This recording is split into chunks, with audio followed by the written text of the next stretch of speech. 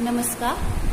मैं आप लोगों के समक्ष एक कविता की प्रस्तुति लेकर आई हूँ जिसका शीर्षक है काल।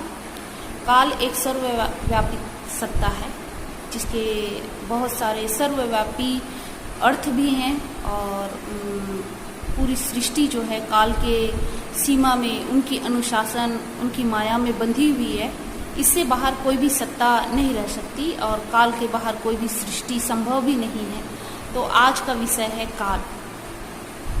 मौत की दुमदुभी काल बजा रहा, मौत की दुमदुभी काल बजा रहा, नरमुंडों की माला गले में सजा रहा। अब न जागे तो कब जागोगे हे मानव, रत्न गर्भा को मसान बना रहा। मौत की दुमदुभी काल बजा रहा, नरमुंडों की माला गले में सजा रहा। अब न जागे तो कब जागोगे हे मानव, रत्न गर्भा को मसान बना रहा। काल खड़ा है सबके सर पर, देखो चारों ओर मरघट पर जाकर। दस्तक दे रहा दरवाजे पर घर आकर, कहाँ बचेंगे काल से किधर जाकर। काल खड़ा है सबके सर पर, देखो चारों ओर मरघट पर जाकर। दस्तक दे रहा दरवाजे पर घर आकर, कहाँ बचेंगे काल से किधर जाकर। भूत वर्तमान भविष्य का यह चक्कर, चल रहा काल के हस्त के भीतर।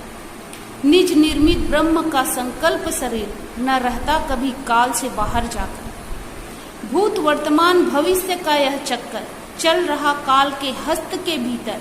निज निर्मित ब्रह्म का संकल्प शरीर, न रहता कभी काल से बाहर जाकर।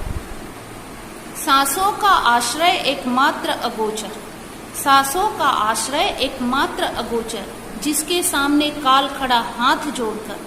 शरणागति ले परम ब्रह्म का हे देहधारी, काल की माया में बंधा है त्रिभुवन सारी। सांसों का आश्रय एकमात्र अगोचर, जिसके सामने काल खड़ा है हाथ जोड़कर।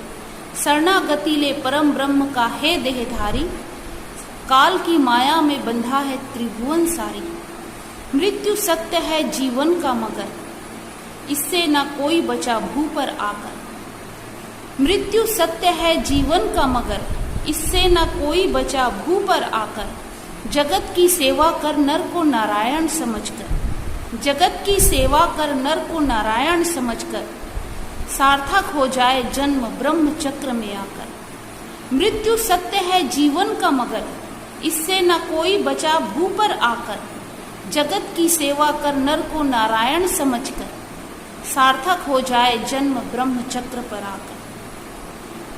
तो आज की कविता यही है और संदेश ये है कि जीवन क्षणिक है, ये सभी जानते हैं, लेकिन इस क्षण को संपूर्ण रूप से जीने का आनंद सभी पाना चाहते हैं, लेकिन इसको जीने का तरीका केवल एकमात्र है, जियो और जीने दो। जगत की सेवा करना और परमात्मा का ध्यान करना, इसी में आनंदमय जीवन छुपा हुआ है, इसी में जीवन सार्थक भी है।